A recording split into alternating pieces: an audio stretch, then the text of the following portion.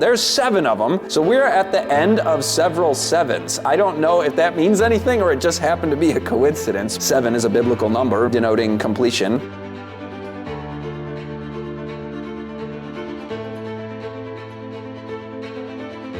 But another cycle description applied to the United States, I told you we'd have more cycles. How about this one?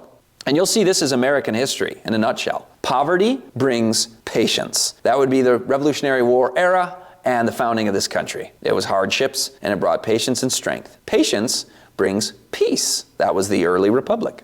Peace makes plenty. Economic prosperity of the 19th century. Industrial Revolution. Plenty makes pride, though. Post-Civil War, Gilded Age, the age of the robber barons. Pride breeds war. You get 20th century American empire on the rise that began in 1898 with the Spanish-American War. War brings spoil. You get the post-World War II prosperity with the American dollar hegemony and then eventually being the sole superpower in the world. Plenty of prosperity, or spoil, if you will. Spoil brings poverty.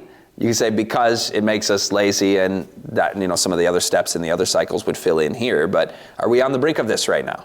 Are we on the brink of economic cycles that actually turn over next week after we record this that will indicate decline in standard of living? A third cycle of 7. By the way, we've seen some 7s, haven't we? This was one of the 7s. The last cycle we saw was 7. Here's another 7. 7 party realignments. So you got your Democrats and Republicans today, as you think of, but back at the beginning of the Republic, it was the Federalists versus the Democratic Republicans.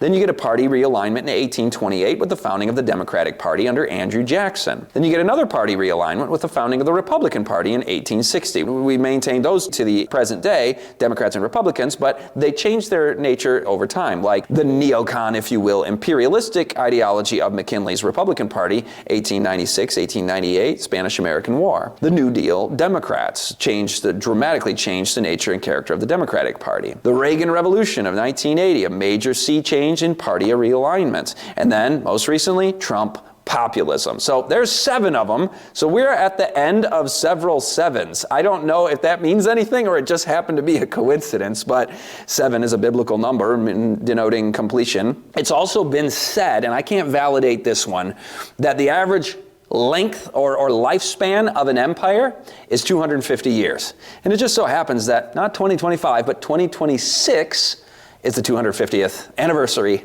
of the Declaration of Independence, America's founding.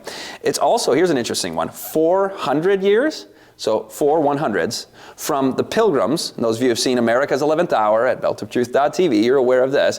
From the Pilgrims to 2020 was 400 years. So that was, you could say, America, an empire on the incline and progress and growth. And then did the decline hit in 2020 with COVID and with all of the problems there?